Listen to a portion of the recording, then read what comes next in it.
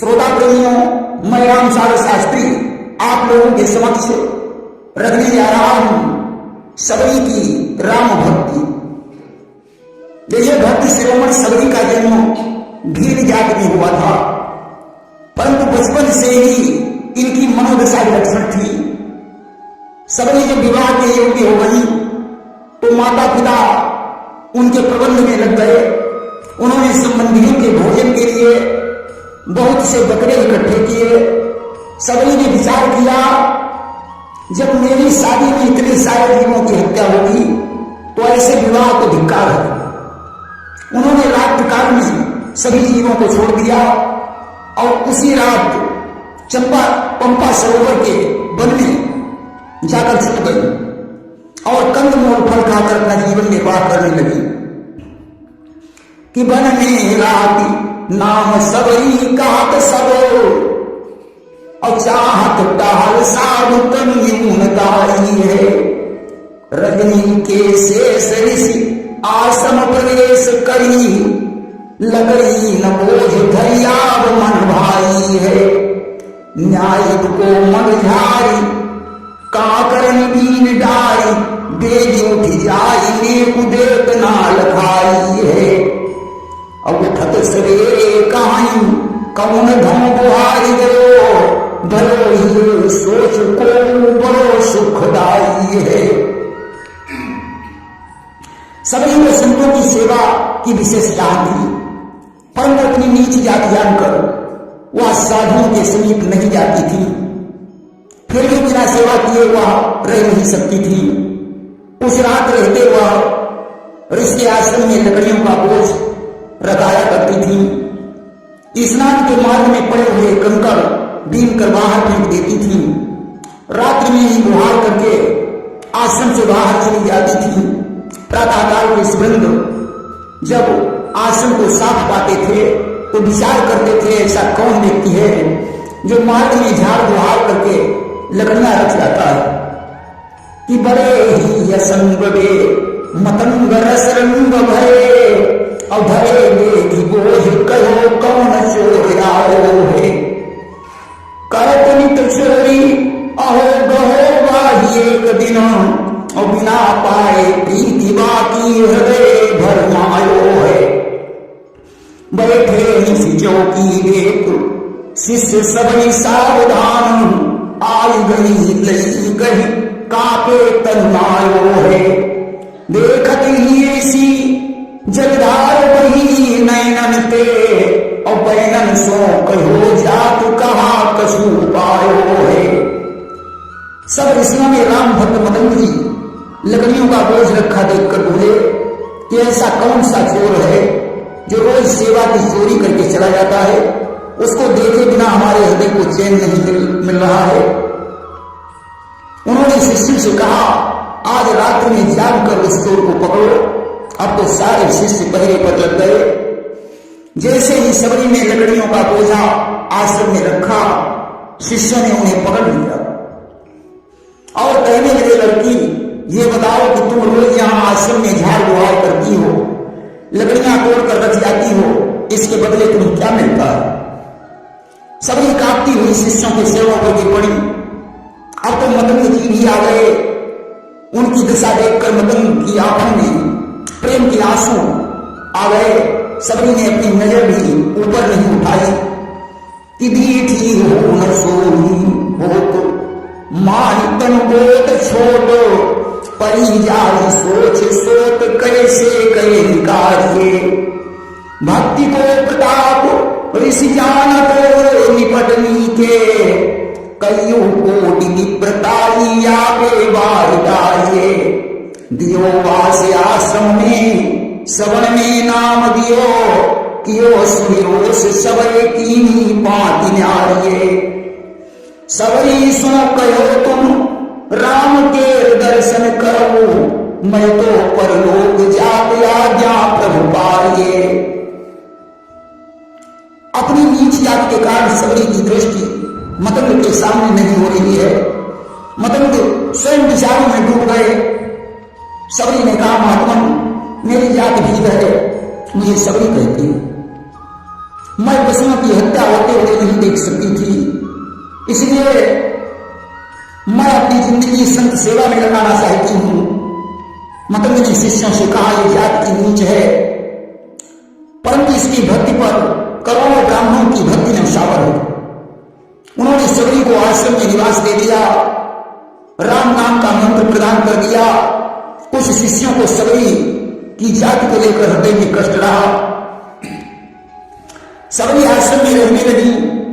कुछ समय के पश्चात मतंग ने सशरीर स्वर्ग को जाने का विचार किया।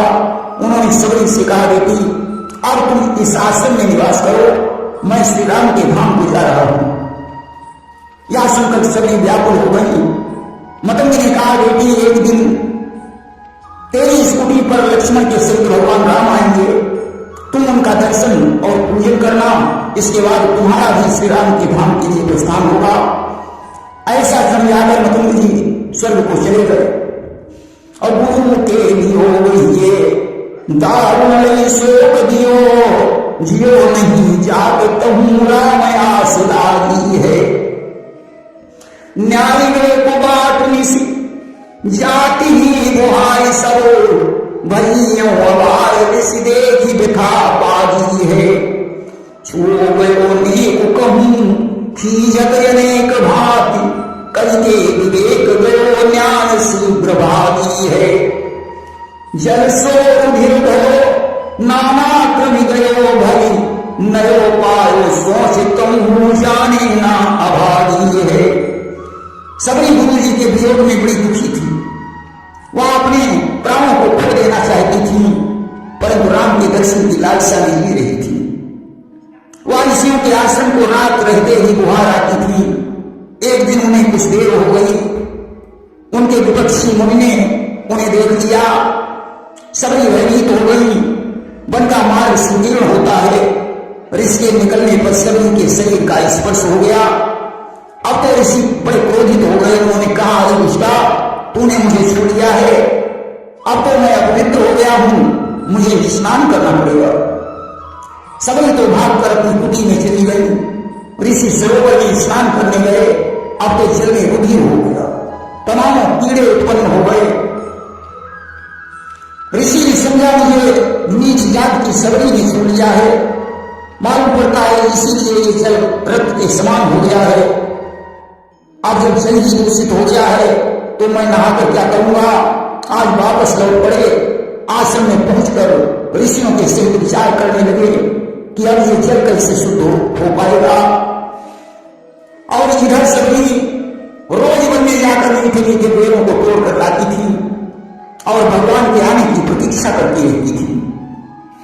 तिलावई बन रे लागी राम की अब शेर भरो, चाखई धरी राखई फिर मीठे उन जोड़ी।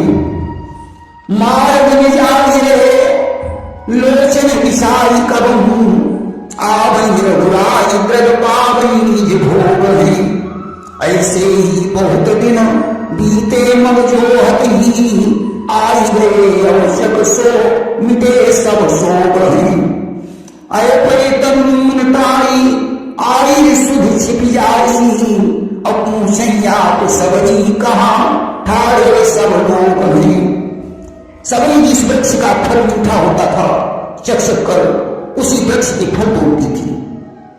बात जो होती थी, प्रभु आप कब आएंगे, कब आपको मैं अपनी आंखों से देखूंगी। इसी प्रकार रास्ता देखते देखते बहुत दिन व्यतीत हो गए।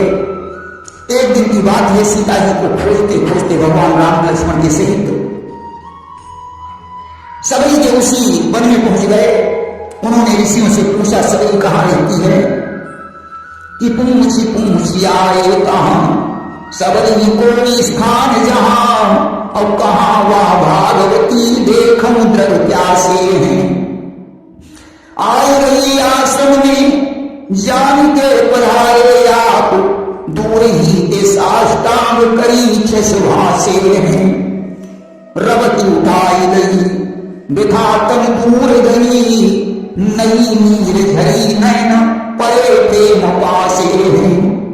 बैठे सुख पाई फल खाई के सराही रे, कहो कहा कहम मेरे मग दुख नासे नहीं। भगवान पूछते पूछते सबरी के आश्रम पर पहुंच गए। भगवान ने कहा हमारी वह परम भाग्यवती सबरी कहां है? सबरी ने आकर उन्हें साष्टांग प्रणाम किया। भगवान ने अपने हाथों से सबरी को उठाया। उसके आंखों से प्रेमाश्रु बह रहे थे। आज शवों को धोकर सबरी ने सुंदर आसन दिया, फूलों की माला पहनाई, सामने फलों को रख दिया। भगवान प्रशंसा करते हुए फलों को बड़े प्रेम से खा रहे हैं। और करते हैं सोच सब ऋषि बैठे आश्रम में, और जल को बिगाड़ सो सुधार कैसे कीजिए। आवत सुने हैं वन पंथ रघुनाथ कहूं, अवावन जब कहानिया को भेद कह दीजिए। इतने ही मान सुनी सबरी के विराजे आन, अवयो अभिमान चलो चरण गृह दीजिए। आय खुलसाई कहीं नीर को उपाय गाओ, और गाओ पद धीरनी के छुए स्वच्छ कीजिए। इधर ऋषि लोग अपने आश्रमों में बैठे हुए सोच रहे थे कि आज जो बिगड़ गया है इसकी शुद्धता कैसे होगी। इतने में किसी ने कहा कि बनमार्ग से रघुनाथ चले आ रहे हैं, उनके आ जाने पर इसकी शुद्धता का उपाय पूछ लेंगे। जिस समय ऐसी बातें हो रही थी तब तक कुछ ऋषियों ने बताया कि रघुनाथ जी तो सबरी के यहां आ चुके हैं। अब तो इतना सुनते ही अभिमान को छोड़कर ऋषिवृंद भाग खड़े हुए, जाकर भगवान को प्रणाम किया और बोले प्रभु हमारे सरोवर का जल बिगड़ गया है, उसके सुधारने का कोई उपाय बताइए। भगवान ने कहा ऋषियों तुमने भक्तमती सबरी का अनादर किया है इसलिए जल बिगड़ गया है। अब इन्हीं के चरणों को पकड़िए और इन्हें ले जाकर इनका चरण स्पर्श कराइए, जल निर्मल हो जाएगा। अब तो ऋषि ने ऐसा ही किया। सबरी के चरण स्पर्श से जल परम निर्मल स्वाद युक्त और सुगंधित हो गया। सबरी जल को शुद्ध करके वापस लौटी। भगवान ने जैसे ही सबरी की कुटी से प्रस्थान किया, सबरी ने अपने प्राणों को छोड़ दिया और परम धाम को चली गई। प्रेम पदे विचारी फल कौशल्या के लाल, भक्तन की कबरी मणि सबरी करी कृपाल। अधिक बरावत आपते जन महिमा वीर, तुलसी सबरी चरण ते शुद्ध भयो शरीर। प्रेम से भक्तों उनके भगवान की